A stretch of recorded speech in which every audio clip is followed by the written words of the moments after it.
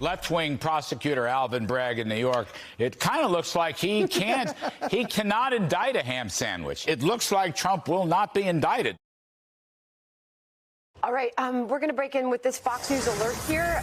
We have just gotten word former President Donald Trump has been indicted by a grand jury in New York. Ham sandwich, indicted. So it's interesting.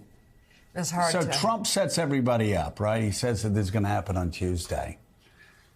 And so everybody reports it's going to happen on Tuesday. When it doesn't happen on Tuesday, you have some Trumpists taking victory laps going, they've missed him again. He's escaped again. And at the end of the day, Alvin Bragg was just waiting.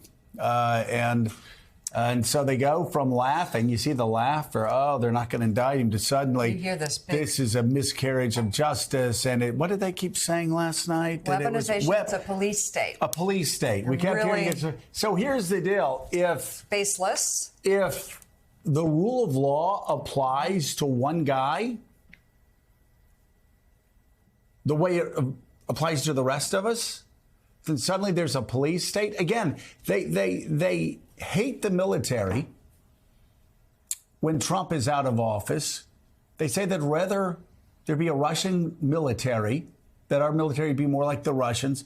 They hate the FBI. They hate the intel communities. They hate college campuses in America, our universities, despite the fact that everybody across the planet wants to come to America, send their kids to America to go to school. Everyone. We've got the best university system on the planet. We've got the best military on the planet. We've got the best intel community on the planet. They attack our businesses. Oh, they're woke. They're woke. I mean, they say woke so much it doesn't even mean anything at this point. And so there's all this hatred. And now they are willing to just completely eviscerate. Well, and they praise a guy who said he wanted to terminate the Constitution of the United States. January 6th. The list goes on. But I know we have 4 hours. They're willing to call our constitutional republic a police state, all because of what happens to one guy who is going to get indicted several more times. Why? Well, because in America, nobody is above the law.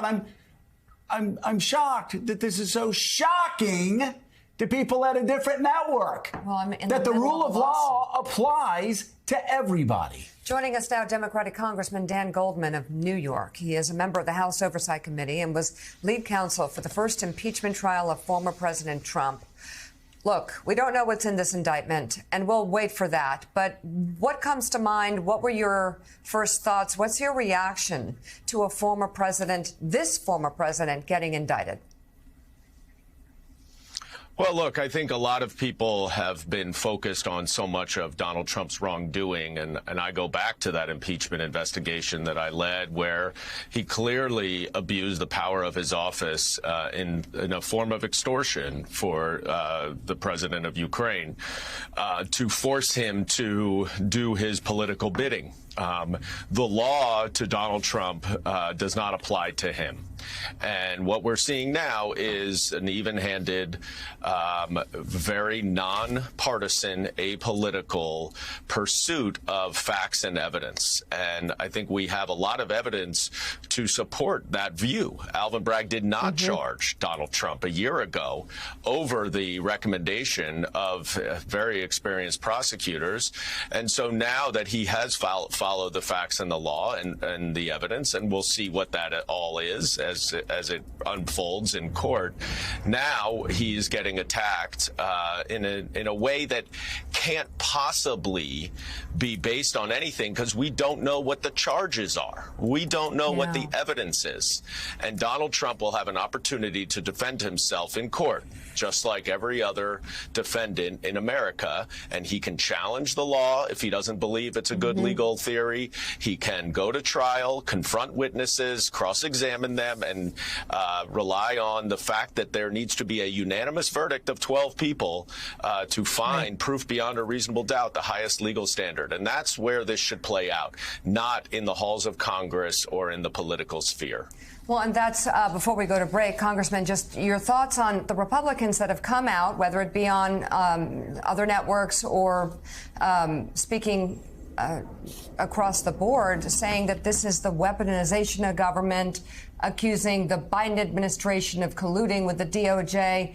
I mean, what's your reaction to your counterparts jumping to conclusions here? Yeah, it's completely baseless.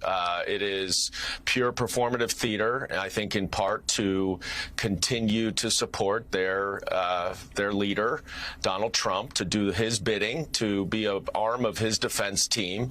And the overreach is so clear in Congress, where the Republican chairmen are trying to interfere in a local prosecution in coordination with Donald Trump. I mean, imagine that. Donald Trump had coordinated and recommended that the House Republicans use their authority in Congress to try to intervene in an ongoing criminal prosecution at a local level.